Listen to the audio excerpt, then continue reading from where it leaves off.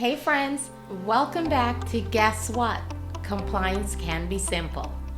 I'm your host, Dr. Natasha Guess, founder of Guess Compliance Consultant LLC, where I work with small and mid-sized healthcare companies or practices to build compliance systems that actually function in real operational environments. Now, today we are going deep on something that does not get talked about enough: access. Specifically, what happens when someone accesses a patient record they had no documented business reason to access.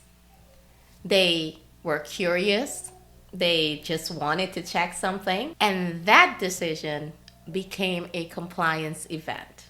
Let me set the scene. A team member is supporting a client practice with onboarding or workflow troubleshooting.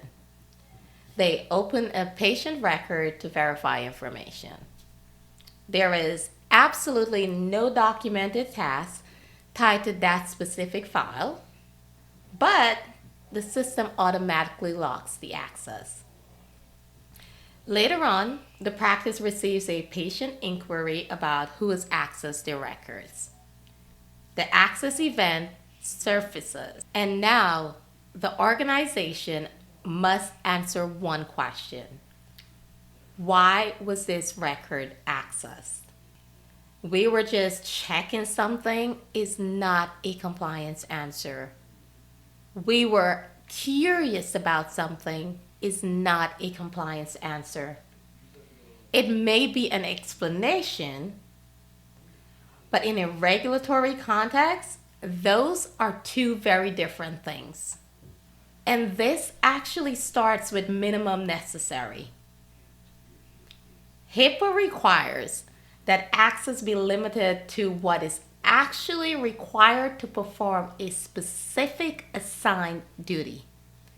Not what might be helpful, not what saves time.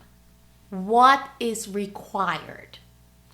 And I know that in small teams, this gets eroded quickly.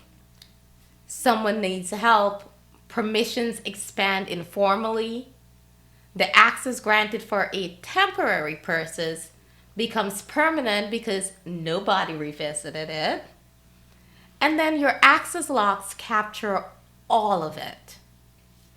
Here is what I want you to understand. Access logs do not capture intent.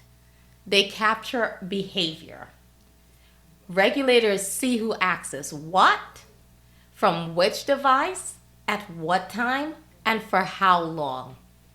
And good intentions do not appear in access logs. Now, let me give you the most common version of this scenario. You have a team member that is working in a system and notices a patient name they recognize. Maybe someone they know, maybe a family member, maybe their best friend. And they decide to open the record briefly, just to take a quick look. They close it and then move on. But the system logged it. 3 months later, a complaint surfaces. Now, your organization must determine whether the access was authorized, whether it constitutes a breach, whether a risk assessment is required, and whether notification obligations were triggered. All of that from one moment of curiosity. And this is not a uniquely American compliance problem. In Canada, health information custodians under FIPA in Ontario carry the same obligation. Access to personal health information must be limited to what is necessary for the purpose for which it was collected or used. The need to know principle is explicit in the legislation, and IPC enforces it actively. Now, let's talk about a case that was from August 2025. In August 2025, the IPC in Canada issued its first ever administrative monetary penalties under FIPA, and that was in Decision 298. In the case, a physician used an EHR system to search for patient records outside of his circle of care.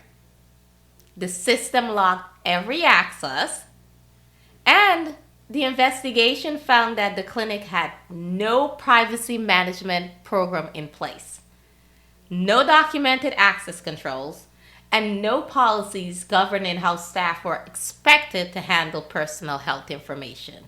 The IPC was direct about this. The failure to establish a privacy management program before the clinic began operating was a significant factor in the decision to impose the penalty. Now, the audit log captured the behavior. The absence of a system is what made the organization indefensible. The lesson is the same on both sides of the border. Access logs are not a reactive tool.